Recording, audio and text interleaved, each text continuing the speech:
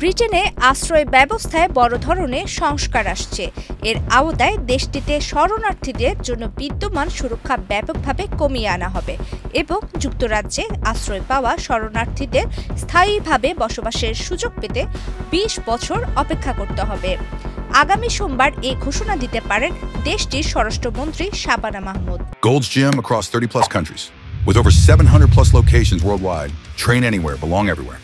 সরকার বলছে ছোট নৌকায় করে ইংলিশ চ্যানেল পাড়ি দিয়ে আসা বাড়তি অভিবাসন ও আশ্রয় সংক্রান্ত চাপ কমাতে এই বড় ধরনের সংস্কার আনা হচ্ছে।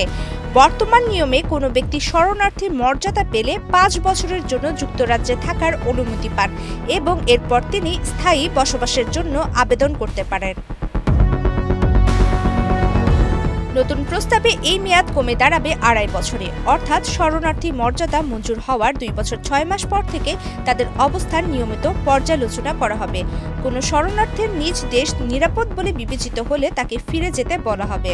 তবে সবচেয়ে বড় পরিবর্তন হলো স্থায়ীভাবে বসবাসের আবেদন করার সুযোগ পেতে সময় লাগবে ২০ বছর।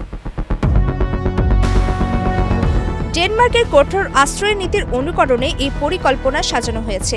দেশটিতে শরণার্থীদের সাধারণত ২ বছরের জন্য অস্থায়ী বসবাসের অনুমতি দেওয়া হয়, যার মেয়াদ শেষে পুনরায় মূল্যায়ন করা হয়। এই প্রস্তাব নিয়ে লেবার পার্টির ভিতরে বিরোধিতা দেখা দিতে পারে।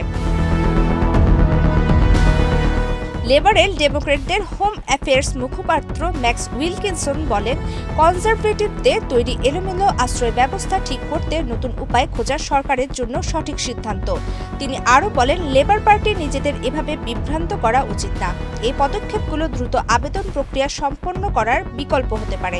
এর মাধ্যমে এখানে থাকার অধিকার নেই এমন ব্যক্তিদের আমরা ফিরিয়ে দিতে পারব। রিফিউজি কাউন্সিলের প্রধান নির্বাহী এনভার সলোমন নীতিটিকে কঠোর ও অপ্রয়োজনীয় বলে উল্লেখ করেছেন। তিনি বলেন, যুদ্ধ, নির্যাতন বা সহিংসতার ভয়ে পালিয়ে আসা মানুষদের এসব নিয়ম নিরুৎসাহিত করবে না। সরকারি তথ্য অনুযায়ী গত এক সপ্তাহে যুক্তরাজ্যে ছোট নৌকায় করে এসেছে ১০৬৯ জন।